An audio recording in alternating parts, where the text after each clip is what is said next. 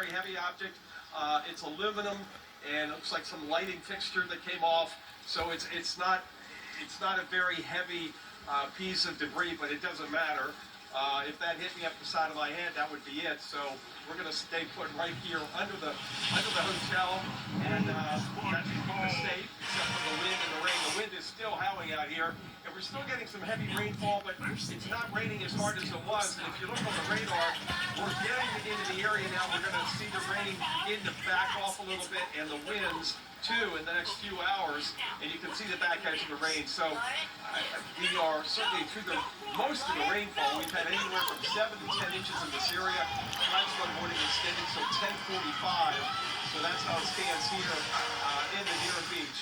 As you mentioned, we're doing okay from the search perspective. The wind is still blowing mostly, looks like still blowing offshore. And because the center went into our south, that's going to cut way back on those surge forecasts earlier today of 8 to 12 feet. Yeah, Mike, well, we were talking about this with Robert Ray, but a great explanation there of, wow, yeah. You're in a safe spot. I saw the beginnings of it myself when I was down there a couple of weeks ago, during and after Helene. The big debris piles on the Pinellas beaches, 35 miles of sandy beaches up and down. There was a lot of cleanup to be done. From what you've been able to tell, have these winds and the rising freshwater been enough to kind of disturb those, to lift up some of that debris or make more of a mess? You know, it's really hard to say because we have not been able to venture away because of safety reasons, but I'm confident that most of the debris has stayed put because we have this one pile over here, and there hasn't been much movement over here. I don't know if we can't search. I'll have to show it to you. We're blocked by the concrete barrier here for safety.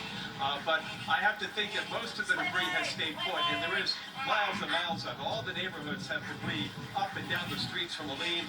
There's just not enough time to get it all picked up. They did some picking up yesterday. They've been doing that for a while on Gulf Boulevard. That's the main road, but nothing in the neighborhoods, at least in this area. So without the surge, or at least a much lower surge, that helps out things.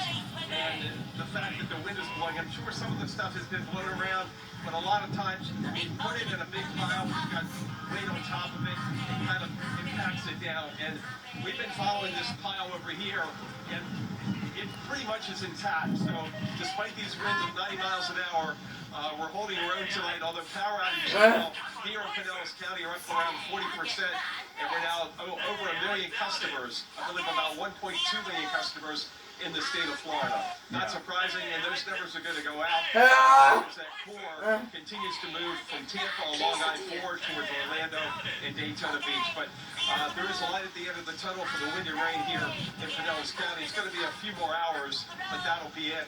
And we're very fortunate here in Tampa from the surge perspective, but worse than expected, or as expected, south of here from Sarasota down to Fort Myers. Yeah, Mike, I know you can't see it, but it's exactly the point that you were